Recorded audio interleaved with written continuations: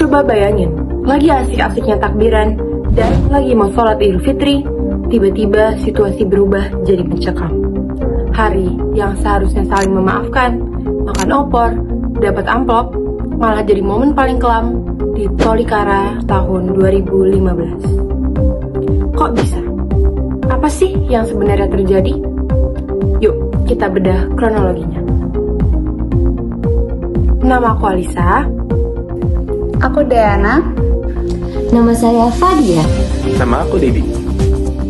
Pada video kali ini, kita bakal ngejelasin mengenai konflik Tolikara. Let's get into it. Kita mulai dari penyebabnya.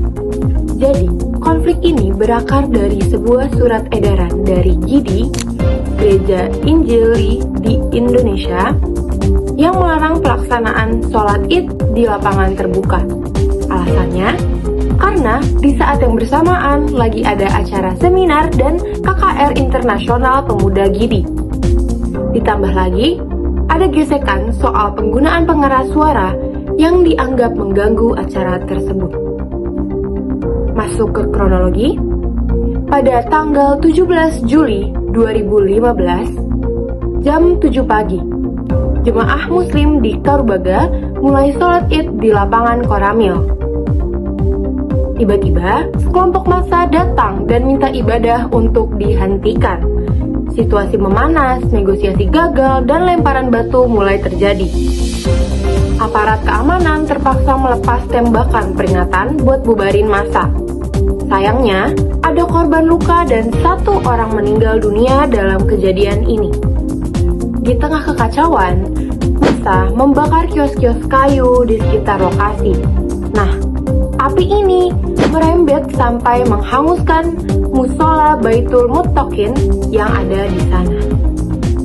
Konflik ini memang ninggalin luka, tapi lewat jalur rekonsiliasi, tokoh-tokoh agama di sana sepakat buat damai kembali.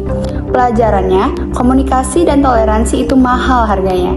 Jangan sampai kita nunggu ada korban baru sadar. Sekarang kita bahas dampaknya.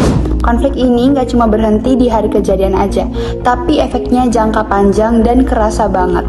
Pertama, dampak sosial.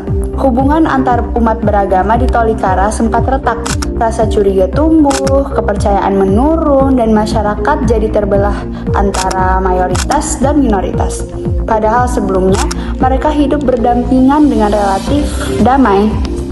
Kedua, dampak kemanusiaan. 1 orang meninggal dunia, puluhan luka-luka, dan banyak warga kehilangan tempat usaha karena kios-kios mereka terbakar. Bagi masyarakat kecil, kehilangan kios itu berarti kehilangan sumber penghidupan. Ketiga, dampak psikologis. Bayangin, trauma yang dialami warga-warga, terutama anak-anak yang menyaksikan kekerasan di hari raya.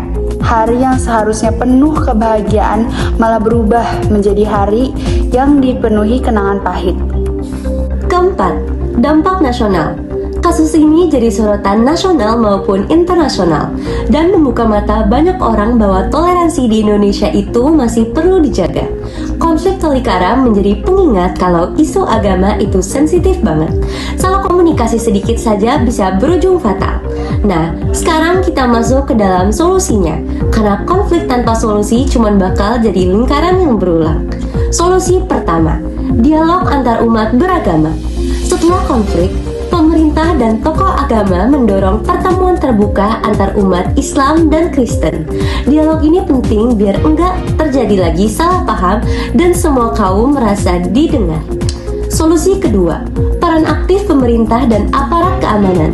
Negara harus hadir sebagai penengah yang adil, bukan berpihak.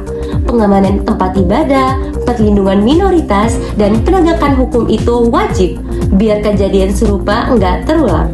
Pemerintah, pusat dan daerah akan segera melakukan perbaikan musola dan bangunan kios yang terbakar serta akan melakukan perawatan terhadap para korban kerusuhan. Solusi ketiga, pendidikan toleransi sejak dini.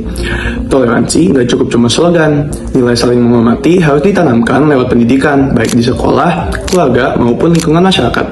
Solusi keempat adalah komunikasi yang jelas dan terbuka. Surat edaran, aturan, atau kesepakatan antar kelompok harus dikomunikasikan dengan bahasa yang nggak provokatif dan melibatkan semua pihak. Jangan sepihak, karena disitulah konflik biasanya mulai. Jadi, konflik Tolikara mengajarkan kita satu hal yang penting. Indonesia itu beragam, dan keberagaman cuma bisa bertahan kalau ada rasa saling menghargai. Perbedaan bukan buat dipertentangkan, tapi buat dipahami. Karena damai itu bukan datang sendiri, damai itu diusahakan.